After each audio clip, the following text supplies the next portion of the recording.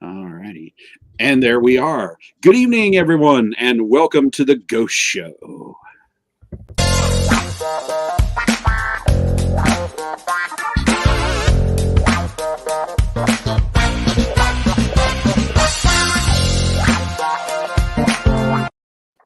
Yes, you will recognize that, of course, is the unforgettable theme from Count Dracula and the Temple of Funk, one of my favorite films.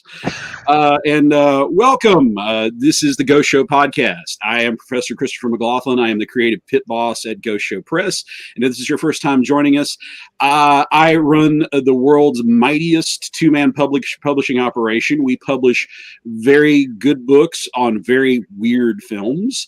And we do that through the good graces of our Kickstarter backers. And as a special thank you to them, we invite some of our more generous backers to join us on the show and talk about a topic of their choice. And along with some of the fabulously talented people that work on my books. And here we are. And let me introduce you to this amazing room full of complete strangers to me. Oh, I'm sorry, I got that exactly wrong. The room full of people I've known for somewhere in the neighborhood of decades. But first of all, okay, the new old face on the show is our super backer, the one, the only, Mr. Skip Morton. Welcome, Skip. Well, thank you, Chris. Thanks for having me on board your Ghost Show podcast thingy, my Bob. Well, it's a pleasure to have you here, and you know I owe you a few guest appearances from back in the days. So here we are. So yes, and yeah. Well, those of you sussed it out, yeah. Skip and I have known each other for decades. He was my awesome roommate who is on that short list of people that have had to put up with me on an extended period of time. So a lot of gratitude and appreciation there.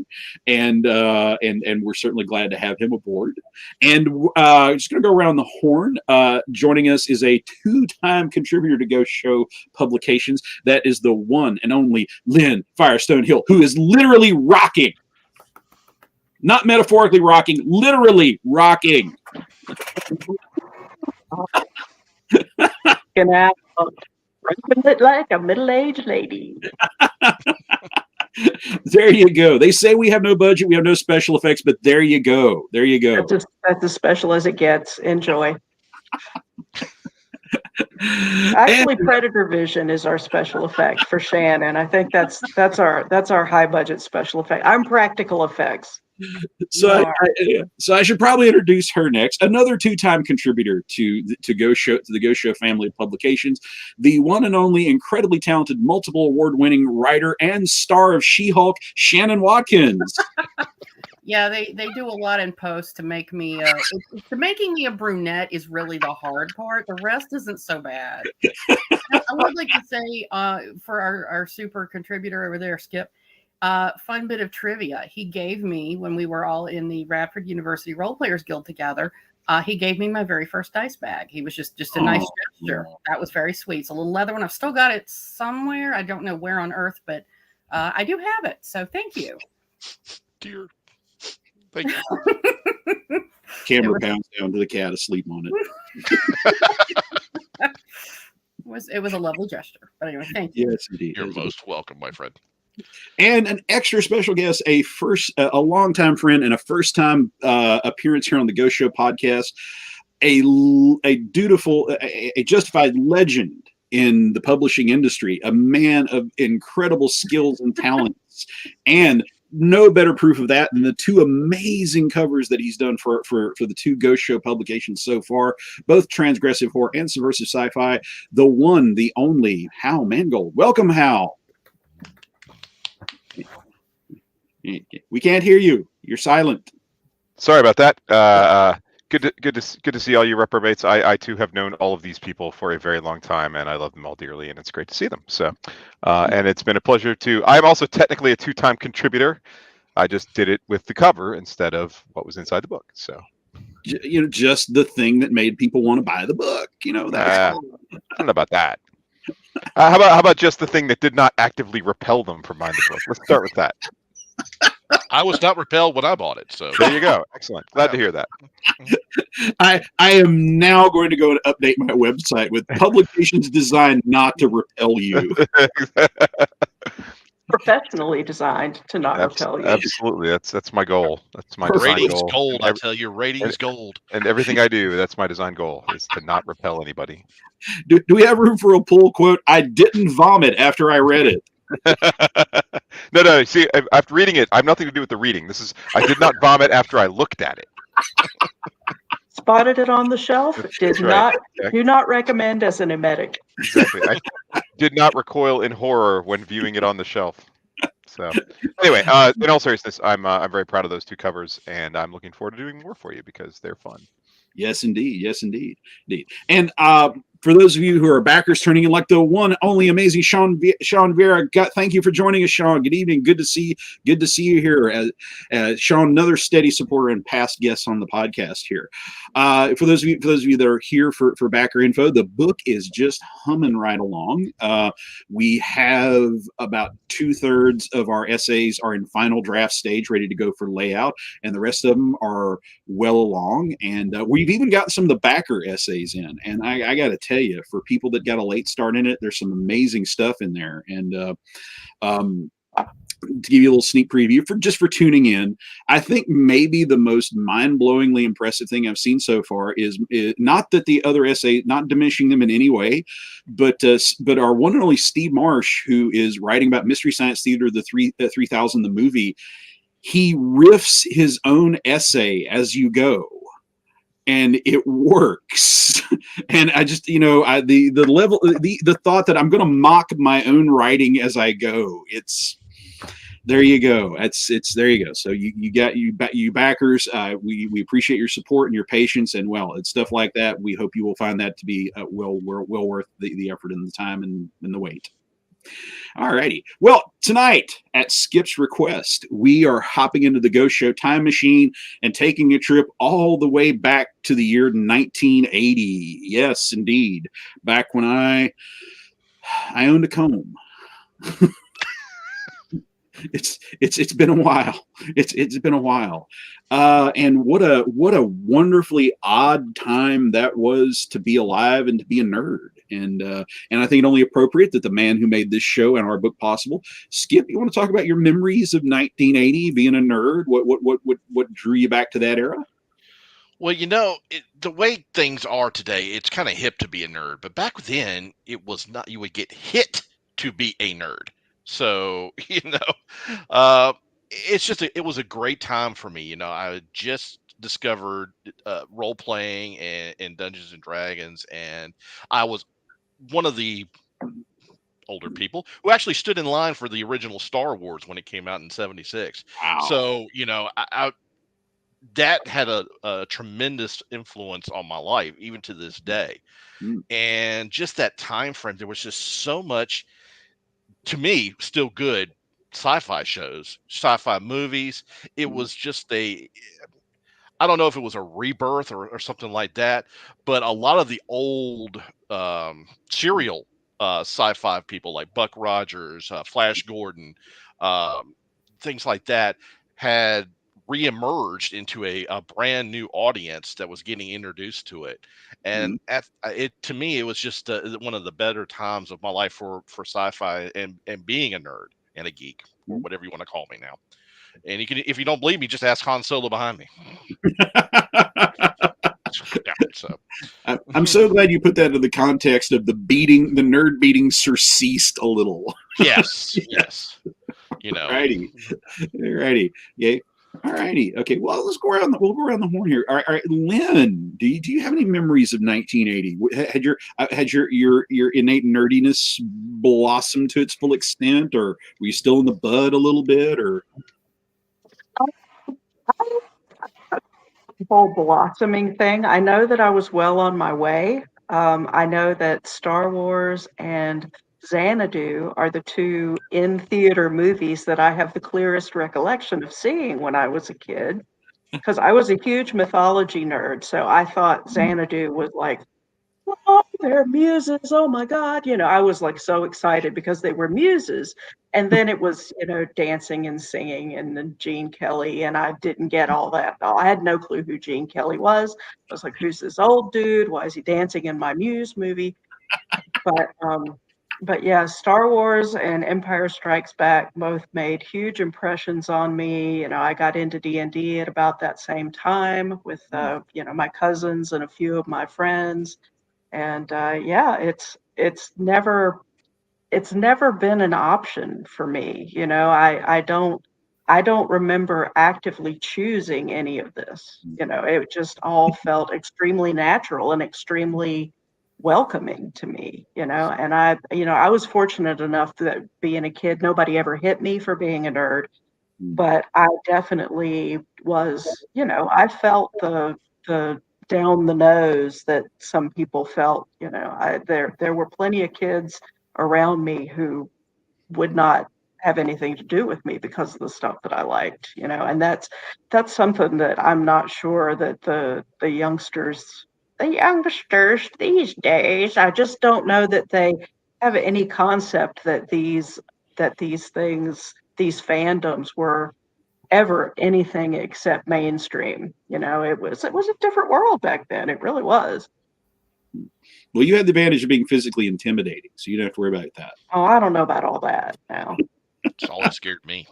I have been very fortunate that I do tend to go to anger first and then burst into tears.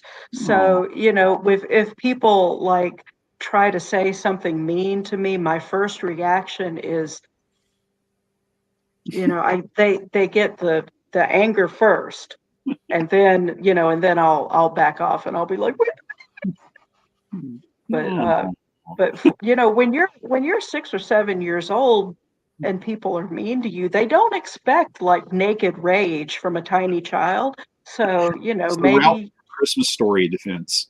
Yeah, exactly. And it's like, I am not intimidating at all. My anger is much bigger than I am, I guess, is how that worked out. So anyway, yeah. All right. And I never tried to scare you, Skippy. I'm sorry. Oh. It's okay. All righty. Hal, 1980. Now, I'm picturing that you've hooked up with that ne'er-do-well Manahaw. What are you two doing in 1980? You're on mute again. He's referring to our mutual friend. And by the way, I'm doing that because I have an extremely obnoxious cat, and if she starts meowing, I want to mute it. But yeah, I mean, it was a weird time. Yeah, so he was mentioning a mutual friend of ours, John Manaha, who we've both known forever, and we were both sort of young nerds. And I mean, the funny thing is I'm looking at, just as part of the research for this on the side here, I've got a screen going, and I'm looking at all the sci-fi TV from the 70s and the 80s.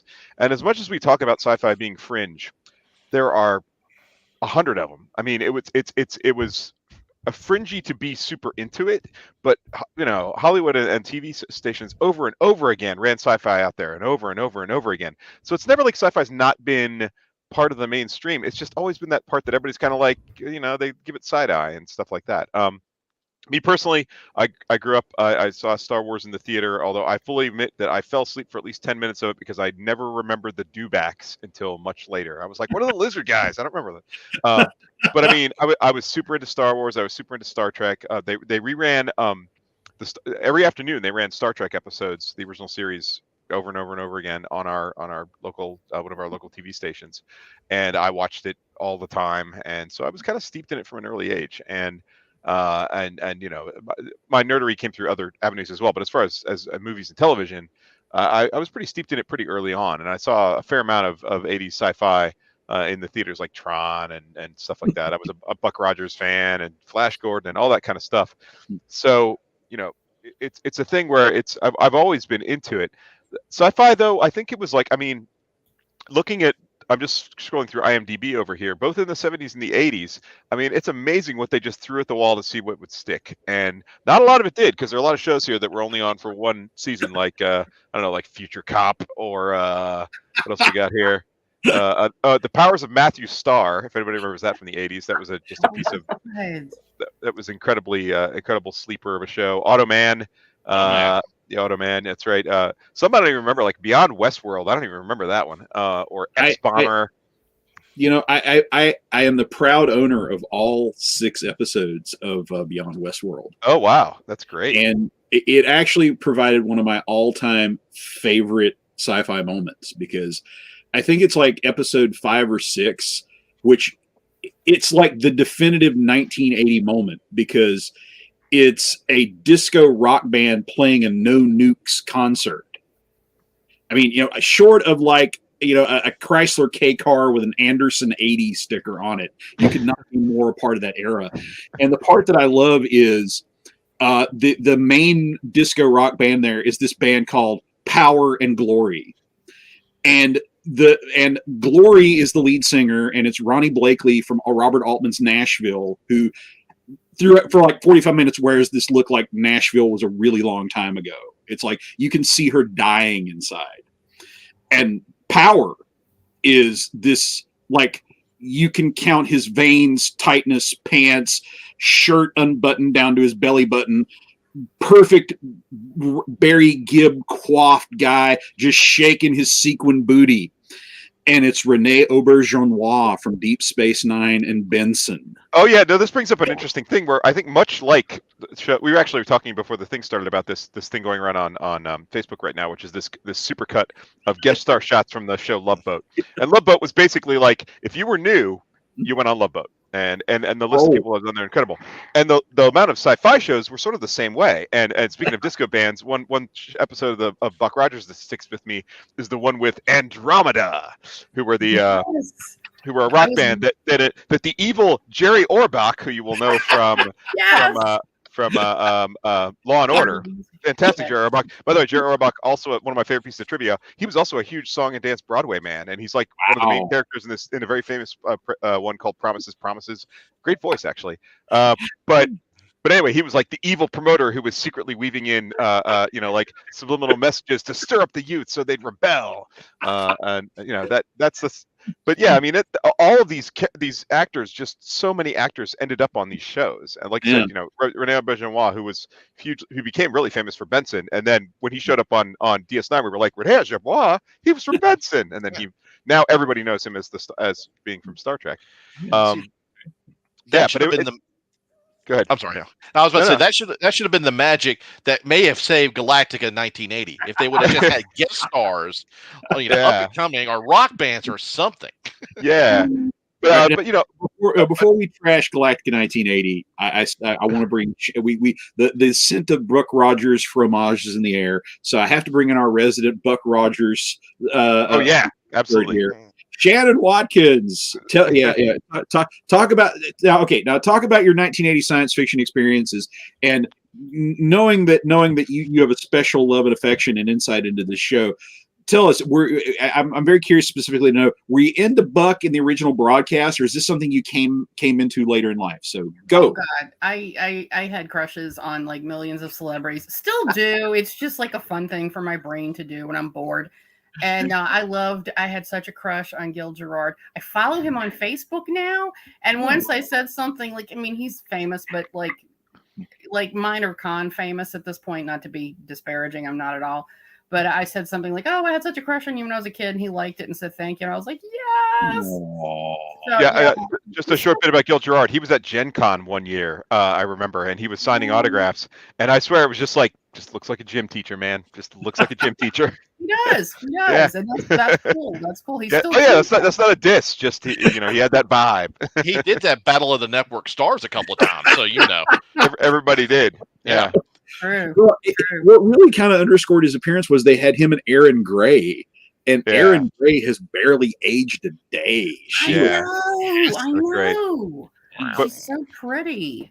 But anyway, getting back to sorry, I didn't interrupt there, Shannon. It's okay. When else is Gil Gerard going to come up in this conversation? I mean, who knows? But who knows? But I cannot tell you exactly the year 1980, but I can give you the vibe around that time. I saw Star Wars. My cool, fun aunt took me to see Star Wars, and that was like, it just hit me over the head. I was 5 years old, and 5 is the perfect age for that. And if I recall, and I'm being a nitpick, and I'm sorry, I think it was 1977 when it first came out. That's what I remember. You might want to Google it. I don't know. No, it did. It was theatrically re-released in 1981 after the release of Empire Strikes Back. Oh yeah. I love it. He says clearly knowing that from memory and not reading it off of a screen. Yes. I mean, that hung around. That really good movies would hang around in theaters for a year. You never see that now, but it was so awesome at the time. But I saw Star Wars. I loved Wonder Woman. Of course, I loved all the Saturday morning cartoons. A fun story. My mother, concerned that I had not asked where babies came from because I didn't care. Because I didn't want a baby. I mean, like she took me. I was watching Batman and the Super 7 on a Saturday freaking morning, and she calls me upstairs and just like sits me down and just says, "I need to tell you this." And she starts explaining in very biological terms. She's a nurse. Where babies come from. And I'm staring at her just absolutely mystified. It's like she dragged me away from my favorite TV show to tell me about, I don't know, like grain production in China or something. Like, what is the point of this crap? And she took a breath and I was like, okay, thanks. And I started to leave. She's like, I'm not done yet. And I'm like, what is this? Is this like a timeshare presentation? What are you doing, Mom? And to this day, I am fully convinced. Because I started right at the opening credits and I got downstairs at the end credits, and I'm fully convinced there was a secret episode they only aired once, and my mother made me forget it, made me miss it, and I've never forgiven her for that, ever. But anyway. So all that, I liked Battlestar. I liked Battlestar Galactica, but mostly just the opening credits were cool. It was a very ponderous show to me. It wasn't nearly as lighthearted as Buck Rogers, even though Glenn Larson produced both of them, if I recall correctly. Yes. I like the Bionic Woman. I thought I always loved it when a female character got to do cool stuff because I was trying to identify. And I will say, when you were a nerd back then, I feel like it was all for boys. It was all aimed at boys. I think that is a completely fair statement. Yeah. Yeah. That's fair. So you kind of had to make your own way there, or just feel whatever feelings you had. And but it's gotten a whole lot better, and now girls are nerds openly and proudly, and they're catered to somewhat, and that's a good thing. So case in point, the entire Marvel male cast, because that is all shot for the female gaze, as it should be. As it should be. That's America's ass. It's America's ladies' ass, and several gentlemen, and I support all of them. But anyway, and I'll just conclude really quick because I'm taking up a lot of time. It was okay to watch fantasy, science fiction stuff like The Incredible Hulk, which light sci-fi, but still falls in that realm. I was kind of forbidden from a lot of fantasy stuff and horror movies. Well, part of the horror movies, because they were like, you'll have nightmares. And for the little bits that I glimpsed on my own, I did. They were right. But I grew up in because we live in the Bible Belt, I grew up in a very fundamentalist Christian household. And I was forbidden to watch the Dungeons and Dragons cartoon or play the game. Because my grandmother, who was a wonderful woman and did this out of she cared, she loved me. I understand. Yeah. But forbid me to have anything to do with it, because unless I become a Satanist, which I'm not, he was afraid bad things would happen. And I'm like, in my case, if I had been allowed to play Dungeons and Dragons earlier, it would have been just that extra safeguard of my virginity. I'm sorry. Despite this inexplicable green haze around you, you're clearly not into the occult. No. Yeah, the satanic panic people clearly did not think things through. No. If they were worried about our souls and our spiritual well-being, then they should have known this was a 100% virginity guarantee. They really should have known. I did not play Dungeons and Dragons with women until I actually got to Radford University, because all my friends, we were just a group that played in the neighborhood, and we played in our basement. No, I hadn't kissed a girl by then, so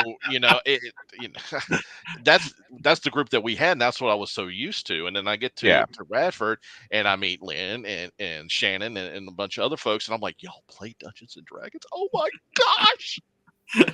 So yeah. I mean, it does these days, when I get really ticked off when people start getting all gatekeepy about women and stuff, because I'm just like, dude, you have no idea what it was like. It was come on, like, how can you be angry that women are playing these games and enjoying them? I mean, it's congratulations, you get to socialize like a normal human being now, and I get that can be difficult, but you'll learn something if you do it. I do want to just riff off of one thing that Shannon said about horror movies, is that I think the 80s were like a heyday of like horror sci-fi. Yes. I think most of the horror these days tends to be of the supernatural variety, for the most part, not entirely, obviously. But man, there were like a bunch of just like really greasy, grimy, like really visceral, like Extro, I don't remember that movie, or Laser Blast. These movies that were just really just kind of nasty, and sci-fi movies at that time that were just the melding of the horror and the science fiction. And what was the one we if Christopher's probably talked about his movie night that he does at his house occasionally. You've no doubt talked about that on the past podcasts. What was the one we watched? The one with the worm, where the worm does the thing. Oh God, it's the I can't remember the name of the movie, and it's going to drive me crazy because of it. The worm, shall we say, has Congress with someone until they're dead. Do you remember that movie? I think it also might have. It seems like you should never. It's got My Favorite Martian is in the end of it.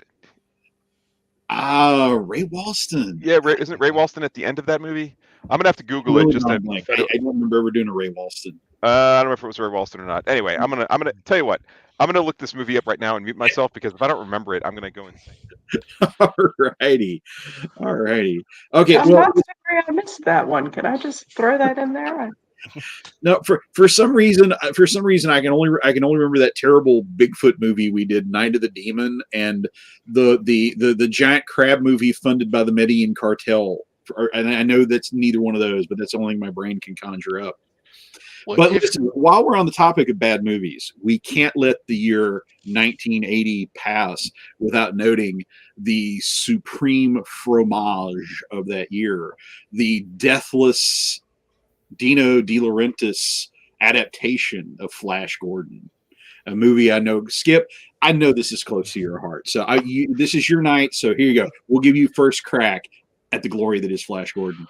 Well, I tell you what, it brings me. I'm going to take you back to my basement again because it's kind of scary down there back then in the 80s. But one, other than Styx Paradise Theater, the other album that I had that I just wore out was the soundtrack to Flash Gordon, because I mean they got Queen on there. I can still hear it when I hear the songs on the radio. The Flash Gordon theme and everything. I still know the exact parts in the movie that they're talking about. It flashes. No pun intended. It flashes up in my brain. So I remember actually going to see that in the movie, and I was just awestruck by at the time I thought were cutting edge special effects. You had the Birdman flying around. Gordon's alive. It's all that stuff. Send War Rocket Ajax to bring back his body. Just all those great scenes and everything. And then you had Sam Jones, New York Jets quarterback, the blonde hair, the t-shirt and everything like that. And I always thought Dale Arden was kind of cute. I admit that now, but it was just a whole, it was different from Star Wars. So it really stood out in my mind. And then again, the soundtrack just made the movie. It fit perfectly. I couldn't think of anybody else who I would think would fit that movie more than Queen. And at the time, I did not know who Max von Sydow was. I see, that's all I see him. Every time I see him in movies, I'm like, that's me. That's what I remember him by. And it was just an incredible experience for me. And of course, Subversive Sci-Fi, we are very, very blessed to have an essay by Matthew Dawkins, and he repeats one of my all-time favorite stories about that movie. That when they pitched the idea of Freddie Mercury and Company doing the soundtrack, Dino De Laurentiis had no clue who they were, and apparently spent the rest of the production saying like the Queens. Have the Queens given us our music yet?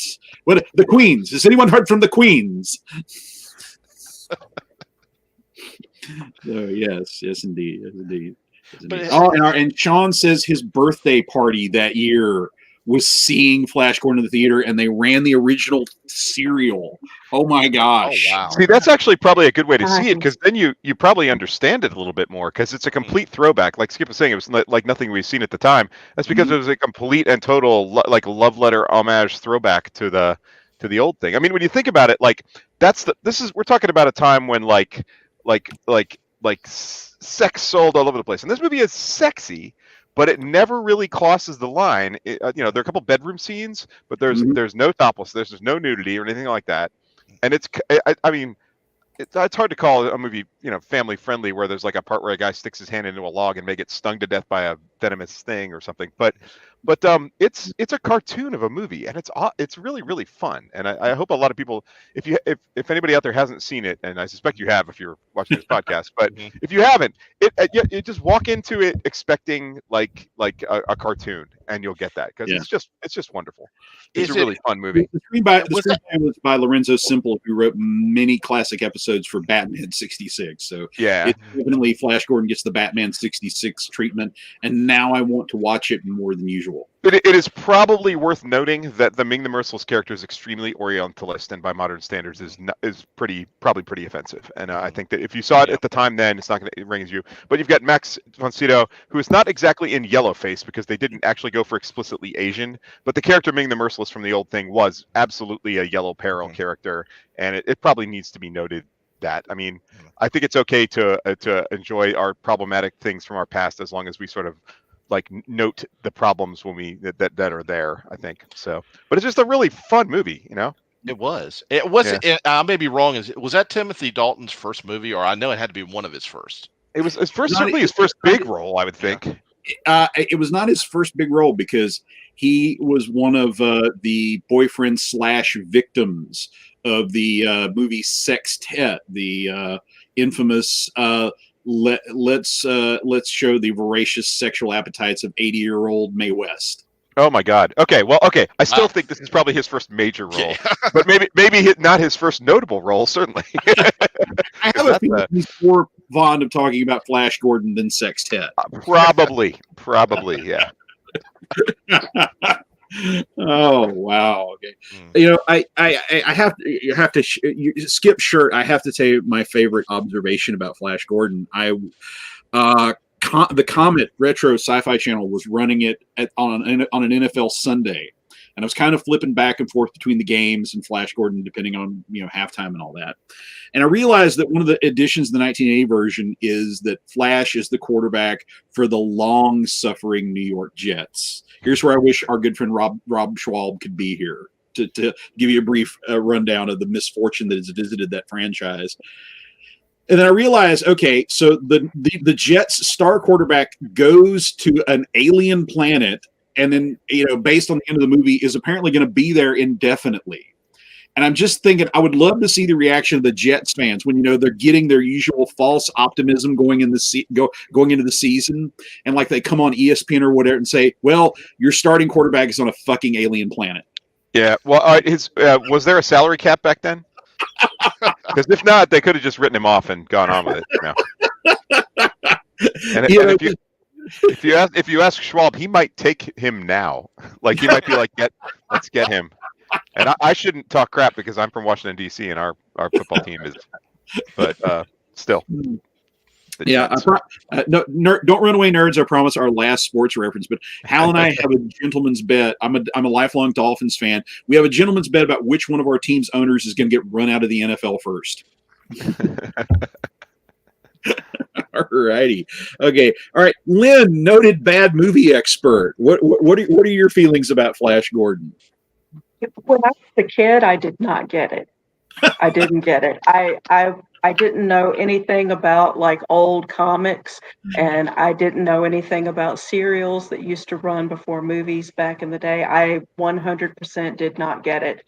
I was like, these people are, I was a very uncritical audience when I was a kid, and I was like, these people are really, really overacting. And I didn't get it. I do remember thinking that Dale was more tolerable than some female characters because she actually did do things. I mean, they found a way to have her wearing, sequins and heels and sparkly stuff, but she took her heels off and carried them when she needed to sneak. And you have no idea how much I appreciated that as a kid. It was such a simple thing, but it's like, she has two brain cells to rub together, and someone involved with this movie has met a woman. And yeah. You do, even as a kid, you appreciate that stuff. But overall, the whole mood of the thing, and Brian Blessed and his gigantic voice so screaming at you all the time, and Flash, you're alive! Hats and And I didn't get it. I didn't get it. Now that I've seen it as an adult many times, I'm like, totally throw Flash in. I love that movie. Throw it in again. Let's watch it again. Yes, I want to jump in. I was the same Please. way because Thank I had no you. sense of irony. I didn't. I mean, you're a little kid, you don't know. And I didn't see it in the theater. I thought they reran it on TV at some point, not too long after. And I mean, I saw Star Wars. Like my first movie ever was Disney's Snow White, which is good to scare the shit out of small children because the Wicked Queen is just, she's who she is. And then I saw Star Wars, and it's like that's like the Sistine Chapel, and then somebody with like Flash Gordon. It's like, oh, my kid drew this. It's just as good as the Sistine Chapel, and you're like, your kid's an idiot. What the hell is wrong with you? Your kid needs to be on the short bus. What is this? What is this?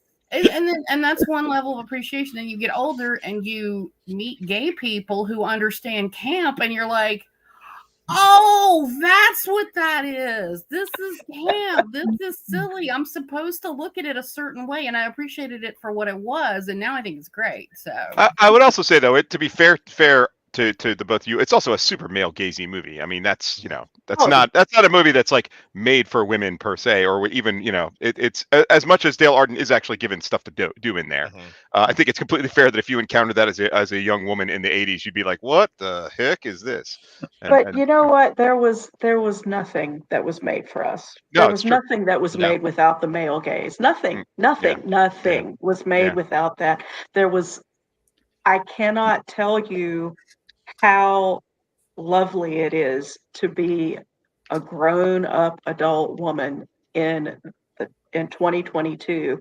And occasionally you get to see stuff that doesn't involve slow loving pans of some bimbo's torso, because I literally could not care less. I'm not interested.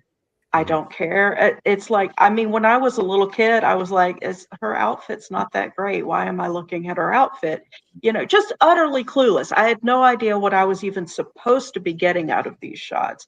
And then, I hit puberty and I started to figure things out. And then I was like, oh, they just hate me. That's okay. Okay. So they hate me. I'm watching this movie that was not made for me, that no one cares if I like it. No one's interested in what my opinion about this, but I'm going to watch it because there's nothing else to watch. Or else, like with the sci-fi stuff, the Buck Rogers stuff and all the other things that were on, the plot was still interesting enough that I had a way in. But there were always right around the corner, there was something coming that was going to kick me out. I have always had kind of a love-hate relationship with movies and TV because of that. Because I mean, when I was a little kid, I took it very personally when I was a kid. I was like, oh, they hate me. They specifically hate me. And they didn't, of course. They just hated all of us. But I didn't get it. I was too in my own little world. I didn't get it. But we were raised in the same cloning tank, obviously, because clearly, exactly.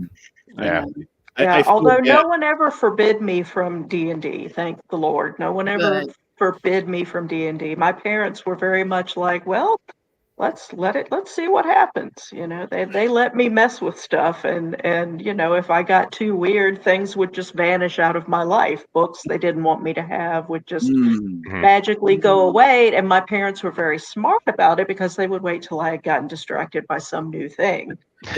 And 9 times out of 10, I never noticed until much later. I was like, I was into that, wasn't I? Yeah. I went to live on a for farm. like 6 weeks when I was in 4th grade. Wasn't I into that? And all my record of it is gone, Yeah. So. The one thing I remember is just watching the credits and everything. Just Topol, Topol, that guy that played Han Solo. It was just his name, Topol, and I'm like, or Topol. I'm probably pronouncing it wrong. Nope, it is Topol. It is Topol. I'm like, okay, that's first of all, that's cool. He can just go with his last name, that's fine. And then he, in a couple of years, he ends up in one of my favorite Bond films, For Your Eyes Only, and I'm like, wow, okay, cool. This guy is kind of a big time, and that is Fiddler on the Roof. Skip, come on, the definitive Tevye, the definitive Tevye. He is the man. Yeah. That's right. He literally revived the play on Broadway like 3 times, I think, as Topol as Tevye. So yeah. Yeah. Oh, All right. oh, you guys, I forgot to tell you when we're talking about Rene Auberjonois, Jean-Noir. when we were talking Bless you. about him, I saw him play the lead in The Imaginary Invalid at the Shakespeare Theater a few years ago. Oh wow. It was the funniest live show I've ever seen in my entire freaking life. I cried sitting in the theater, crying, laughing. He was hysterical. Well, I mean, he was on Benson. He was a fantastic foil on Benson back in the day. Yes, Yeah. yes. I love that show growing up. By the way, Yeah, I just wanted if I can interject one thing. The movie I thought of earlier was Galaxy of Terror. It's terrible. Don't watch it. It's a total piece of crap, but it's like emblematic of 80s horror sci-fi. You realize we are all going to go watch it right now as soon as we're done. You do know. I mean, that. it does have Ray Walston. It has Sid Haig is in it. Robert Englund is in it. God, who else is in it? It's Aaron not- Moran. Aaron Moran is in it. Tafe O'Connell, Eddie Albert is in it. It's just Of all not. people. It's just not good. But it is an experience. But I will say, don't watch it with kids because it is not a child's movie at all. Well, So, anyway. speaking of casts, we have a viewer question here. Okay. Oh. Professor Purge is asking us, with the presence of Max von Sydow, Topol, the one word, Brian Blessed, Timothy Dalton, is Flash Gordon the best worst movie with best actors overacting? Ooh. It's a contender. Definitely. I a certainly contender. can't think of one where they overact more. Well, I mean, is Brian Blessed overacting? Because literally, that's him acting. So I Yeah. don't know. I mean, Hawkman dive is kind of his milieu. I've seen him in a bunch. I mean, what else was he in? He was in the Robin Hood movie in the beginning, right before he gets killed. Yes. Let's see, what else was he in? He was in some Doctor Who. Yes. So that right there gets you some cred. He was one of those also. Wasn't he kind of one of those like working British actors who was probably in much like so, a yeah. million Yeah. shows? Yeah. I'm Yes, yeah, he's And on like the third episode. He's on the third episode of Blake Seven as a cult leader, and you immediately establish like it isn't a religious thing. It's just his bellowing has them hypnotized. Oh goodness. Well, that seems right. I'm told that he does voices on Peppa Pig, and I have not looked into this, but I'm dying to know if he screams at all the small children the way he did in everything else I've ever seen him in, because oh my God, that would be epic. The only thing that I remember about that show is I would talk to my old friend Savannah Barnett about her daughter, and she only ever referred to the show as Peppa fucking Pig. So it's just Yes, he plays Papa. He plays Grampy Rabbit on Peppa Pig. So there you Grampy go. Rabbit. I love it. Grampy Rabbit. Yep. I may have to check this out just to hear what a rabbit with Brian Blessed's voice is like. Yes. Yeah, I know. Yeah. But I mean, honestly, even Timothy Dalton isn't overacting too much in that movie. I mean, and Von Sydow is playing a obviously stereotyped role. The whole sort of Clytus on board sort of thing. But his I would say his costumes are overacting more than he is. Yeah, honestly, I think probably the contender for movie with the worst, best bad movie with actors overacting is probably Batman and Robin, because alone Jim Carrey and Tommy Lee Jones almost devour scenery whole. So that's where I would go with that. Yes, Hal. No, it's a terrible movie, but they're good actors who are overacting the hell out of that movie. So if I could put a horse in that race, I would have to say a word for The Devil's Reign, where you have William Shatner in full Shatner mode. You have Eddie Albert in going big. You have Ernest Borgnine in like end of Poseidon adventure mode. It's John Travolta's screen debut, and his one line is screaming "Blasphemer! Get him! He's a blasphemer!" That's a pretty stacked cast and pretty compelling argument, I think. Oh yeah. So that would be my entry in that race. Is this not sci-fi? But I would just like to insert quickly one honorable mention, just because I found it so confusing and disappointing. Al Pacino in Scent of a Woman, which you can smell that when you're around the corner. I'm sorry, not sci-fi. I'll drop it, but just oh my God. Yeah, and years later we can look back and go, "Oh, is he going to keep doing? He's going to keep doing that." If I'm going to throw anything into the realm, is Dick Tracy. Yeah. Oh, You know, God, just a Oh, yeah, lot that's of pretty overacting good. in that. That's pretty How do you remember? We had broke for college and we had all come back, and we were talking about what did you do over the summer, and you were so excited because you were like, I have something about the Dick Tracy film I can defend. And out of this multicolored nightmare, you actually came away with grudging respect for Dustin Hoffman's performance as Mumbles. Oh yeah, I think that's fair. Yeah, it was pretty good, but yeah, it was a terrible movie. Terrible movie. 30 years later, I owe you for that. You're welcome. You're There welcome. you go. Getting back to those 80s sci-fi, I mean, there's so many of these weird ones we don't even remember, like Kinvig. Anybody remember that one? You got me. It was a half-hour sci-fi comedy, or The Phoenix. My wife's favorite lost show. My wife and I, when we first started dating, she asked me if I remembered that show, and once I got access to a certain site, her birthday gift our anniversary gift one year, I gave her all 6 episodes of The Phoenix. Oh my gosh! And brace yourselves, 4 people who know my wife. Her reaction was basically, "What is this crap?" that tracks. Yeah, I can hear her saying that. Does anybody remember like the Saturday morning stuff, like Jason of Star Command or ISIS. Yes. ISIS was more the fantasy side of it, but like Jason of Star Command, and was it Space Academy? Was that the other one? Yes. And I think they were actually part of like a shared universe, like Yes. Space of Star Command and Space Academy were the same thing. It's like Saturday was setting up sci-fi geeks. I mean, if you look at it back in the 70s, you had the Super Friends, you had Sid and Marty Krofft, because they had all the sci-fi shows like Far Out Space Nuts and Lost Saucer and Land of the Lost and I love Land of the Lost. Electro Woman and Dyna Girl. Electro Woman and Dyna Girl. It's just like they were setting up future geeks. You know, when you're sitting there watching all the Bugaloos. Does anybody remember the Bugaloos? I still get that theme song in my head sometimes. Yeah. So, there is a hyper dedicated Bugaloos website where oh my God! Of course there is. It's the internet. The webmaster has been tracking down the cast members for interviews, and they all open with, "I can't believe you found me," and it's in print, so you never know if it's like, "I can't believe you found me," or "I can't believe you found me." What was it? Wonderbug. Was that Wonderbug? Wonderbug was another one. Wonderbug was one. Yeah. Dr. Shrinker was another one. You know, there will come a time in my life when I don't remember my loved ones, but I will still know the lyrics to the Dr. Shrinker theme. Yeah, he's a madman with an evil mind. Dr. Shrinker. Yeah. Billy Barty, man. Like everywhere. You know what's actually kind of a funny thing is to note is like all the sci-fi from the 80s is super loose. There's not a lick of hard sci-fi to be found. It is. I mean, can anybody think of any? I mean, the first one I can remember maybe is Outland. Maybe that sort of started to get a little. Do you remember that was the Sean Connery flick? Does anybody remember anything? To an extent, maybe. I mean, but what would you consider hard sci-fi at this point? Like Arrival or Contact or something like that? Like I would something like that, or even just something that like deals with. I mean, honestly, the Expanse is a pretty modern set of fairly hard sci-fi, in as much as like it pays attention to like rocket physics and stuff like that. Right.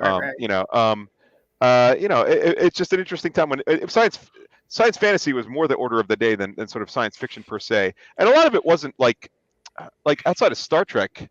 A lot of it wasn't really trying to explore a lot of deep issues so much. It was a lot more popcorn entertainment than, like Buck Rogers, loved that show. Didn't have a lot to say other than like, the future's weird, people. Look, it's Dale Arden in a jumpsuit. That's.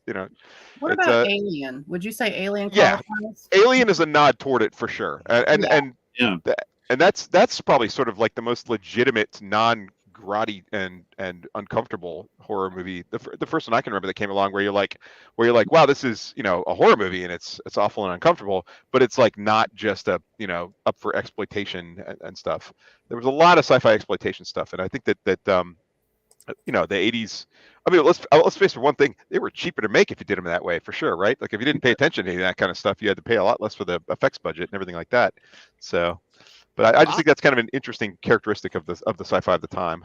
I did learn a lot about the Enterprise and what it looks like, and V'ger and the entire aurora about that Very by true. sitting through Star Trek the motion picture, because they must have had a low budget for actors, because like 9/10 of the movie was just camera shots of the Enterprise and V'ger. Well, it didn't win Academy Awards for the acting. I can tie this podcast in a nice little bow. Oh, how's that? Okay, if a ship is a woman, is the opening of Star Trek the motion picture not the ultimate male gaze on film? Yeah, that's probably true. Wow. Yeah, because it's Yeah, like, our ship, baby. Yeah, that's right. Look at the nacelles on her. I mean, Yeah. If we're pursuing that logic, then actually the ultimate mega over the top one is the introduction of the ship in Spaceballs. Absolutely. Remember how long that went on?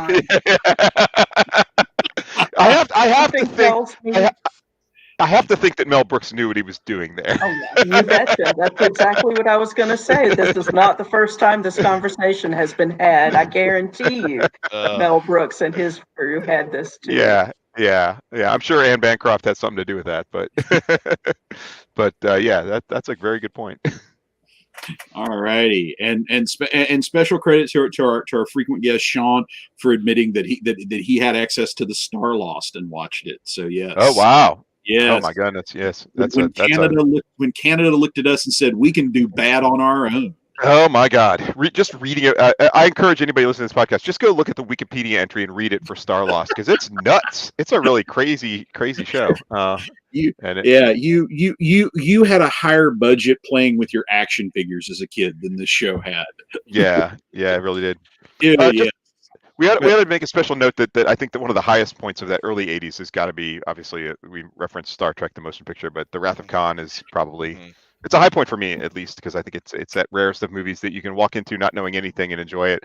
But if you were an older sci-fi geek, it paid you off in spades because you knew stuff. And I have to wonder if that particular thing has had a not all that great effect, because trying to reproduce that has, I think, been the white whale of a lot of sci-fi makers since then. Trying to reproduce the link between that and previous media, and I think you kind of have to have like, who directed Star Trek 2? Nicholas Meyer. Yeah, you gotta have somebody as good a director as that, who also has enough stuff with the property going on to really pull that off. And it can be very difficult to do, as I think can be proven with a lot of the Next Generation movies, which a lot of times have referred back to past stuff, and not always to great effect. Sometimes it works. Like I think we can all agree First Contact is pretty great, but not always otherwise. And I have to wonder if that's sort of like the moment of that for modern sci-fi movies, that met lightning in the bottle, and you can't just capture it, despite what certain people named J.J. Abrams seem to think.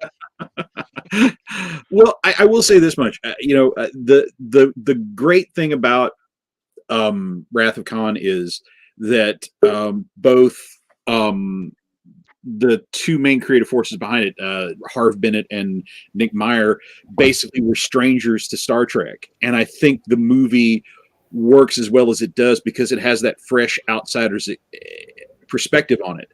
And now these days, there's this trend of handing off old franchises to people that have varying degrees of unfamiliarity with it.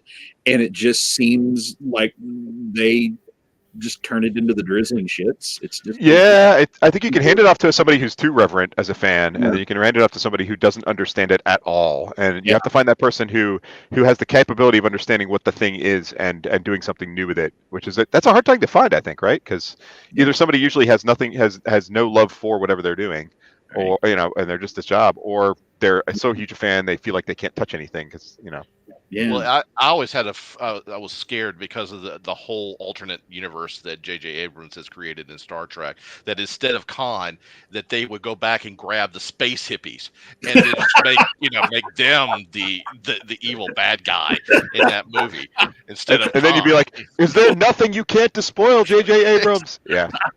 I would go see it. One thing about Wrath of Khan I never understood, and I'm going to probably step into my Star Trek geek for a moment, is and Chris, you can correct me if I'm wrong, but Chekhov was not in Space Seed, was he? Well, he was not seen on screen. Okay. He could have been on the ship somewhere else. He's not Okay, on duty 'cause 24/7. One I thing just I read never a understood. I just read a Quora argument about this about 2 weeks ago, and it was like a really long screed about it, and that's I think that's the consensus thing is like he was on the ship, he just was in his quarters or something. Okay. No. He's just Well, hanging out. Skip, did you ever hear the story that Walter Koenig's standard con story about convention con story about all that? No, I haven't heard that one. Koenig tells everybody who brings this point up that that night in the mess hall they were serving some of Dr. McCoy's special chili. and Well, there you go. young Ensign Chekhov was spending an extended period of time in the bathroom, and Khan experiencing some genetically superhuman stomach rumblings, was pounding on the door in desperate need to get in, but couldn't get in because of Chekhov. And when Chekhov finally exited, Khan, on his way to the facilities, grabbed him and said, your face I will never forget.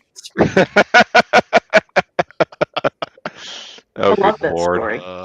That's Instant head canon. I love it. That's a pretty good story. Damn it, Jim! I'm a doctor, not a master chef. I do want to give J.J. Abrams props for one thing. The one thing he is good at. He can cast.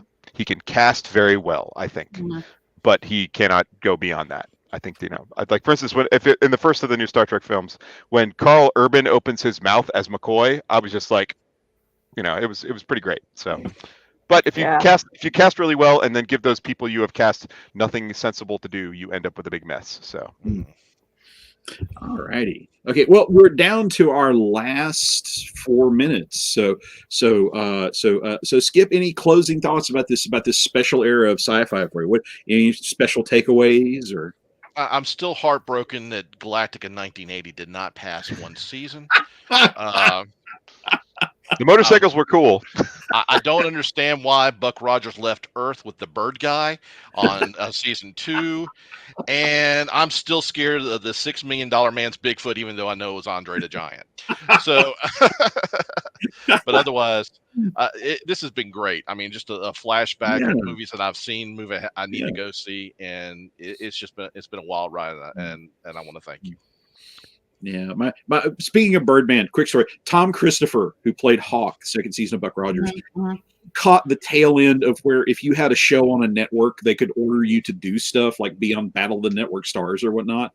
And Tom Christopher got ordered in Labor Day 1980 to go to Bristol, Tennessee, to our local NBC affiliate WCYB to be on their Labor Day weekend length telethon.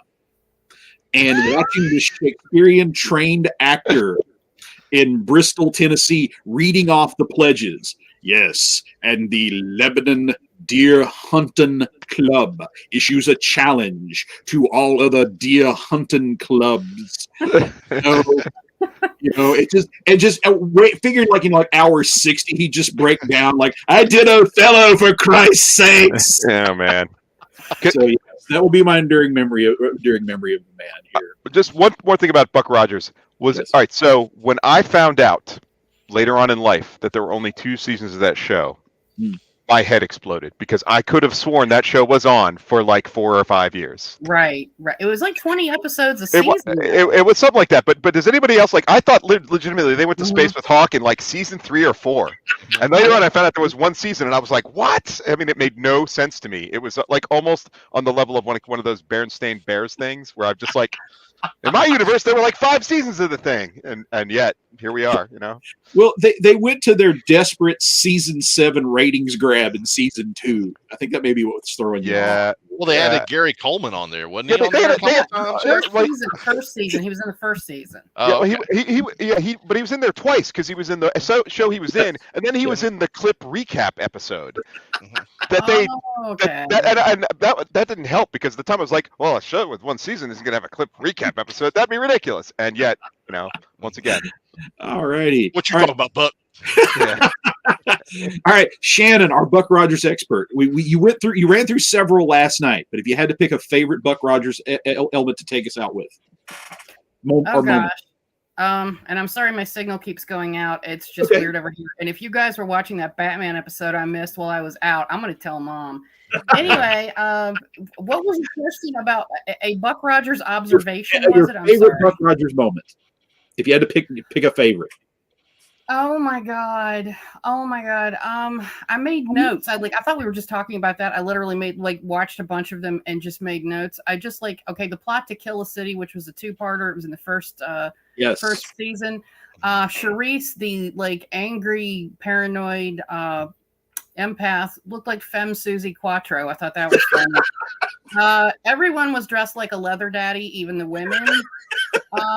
Quince, the big, tall, rough-looking guy, looked like evil Friar Tuck, and having him speak eloquently, even though he was a big, rough dude, and have telekinesis was a nice touch. Oh God, I, for the longest time, and this is just so random and stupid, but I used to confuse Lee Greenwood and Anthony James. They look so much. They both have that painted, scarred, greasy look. I mean, God, they just did. And I was like, that was Lee Greenwood, and then he wrote that song for 9/11. That's so weird. Different people, and weirdly enough, the guy who is super patriotic is from California, and Anthony James is from Myrtle Beach. Unfortunately, but yeah, so that was just it's just a lot of weird stuff with that. So, and one other thing, what's his face? Where is he? The guy who plays the bad guy, and I can't think of his name, looks like evil Harlan Ellison. You really have to see that one. Looks like. That's from Vegas in Space. I'm sorry. Yeah. And that was Richard Lynch. Lynch. Yes, the Richard Lynch episode is a good one. Yep. Yes, he looks like evil Harlan Ellison. There you go. Yep. Or just Harlan Ellison. All right. Love you, Harlan. All right. Yeah. Lynn, you have any closing thoughts? Just that I to this day am creeped out by the Buck Rogers vampire guys. Oh yeah. Put their fingers on either side of your neck and left like bruises there. Yes. Still creeps me out. Yes. Yep. That was creepy. Yes. He looked like got over that one. And he looked like James Carville the college years. I mean, he was some scary makeup there. Yeah. Yeah. Very scary. All right. Hal, closing thoughts? If we're going to stick on Buck Rogers, mine would be the episode with Jack Palance as Khalil. Yeah. Believe. You believe. What a career that you go from Shane to Buck Rogers to Academy Award win. And that also had the bonus of didn't that also have Jamie Lee Curtis in it as well? And who was the guy? Who was the crazy robot chasing her? That was somebody as well. The android guy who had been damaged when she escaped the prison and was tracking her across the desert. And I can't remember who that was. But anyway, that episode has stuck with me much more than I thought it might otherwise. But I think mostly because of Jack Palance. Yeah, Jack Palance. That was Jamie Lee Curtis was in a different one from that one. There were a lot of them in that first season that were alike. You have almost the same theme in two different ones. Like the Vegas. Was that not the same one? Because I remember there was one with Jamie Lee Curtis being chased across the desert. She was. Okay, that's a different episode. Oh, I think I'm conflating them because also Khalil's was on a desert planet as well. Right. Probably otherwise known as they went out into the the California backlot and shot. So and didn't Buster Crabbe from the original Buck Rogers serials? Yes, he did. Okay. Yeah, he made an appearance. Yeah, that was actually a cool moment when. That was actually probably one of the coolest moments of the show. Was when they actually got Buster Crabbe. Young man, a long time. The writer on that, Alan Brenner, tells this great story about how they had just finished the script and knocked it out, and they in the writer's room they literally said, "Well, they can't mess this one up." And the producer Bruce Lansbury walked in and goes, "Hey, I see you're working on Return of the Fighting 69th. We're putting a dog in it." And they all laughed and he was joking. And the National Enquirer found this sick dog and nursed it back to health. And they've been putting it on TV shows for publicity. So they're going to do it. They're going to do a thing. They're going to do a thing for our show. So let the dog in there. And apparently Lansbury and Brenner had a knockdown drag out on whether or not the dog was going to go into space or not. Brenner was going to die on with the dog would not go into space. Oh my God! Wow. Bad. TV in the 80s was wild. Indeed. Well, thank you for you four wonderful people for taking time out of your schedules to do this. Thank you, Skip, for making the book happen. And really, I can't, now that I have an audience, I can't thank you guys enough for the love and the support and this friendship we've had these many decades. And I'm glad that we can all get back together and do stuff like this. And I love the four of you all so much. Thank you. Yeah, I appreciate that. I don't always like me, but I love you guys. And thank you guys for making we like you. when you do the show that explains why Star Trek Thank you. mined Benson for so many actors, would you bring me back so I can understand it? We'll put that on the list. We'll put that on the list.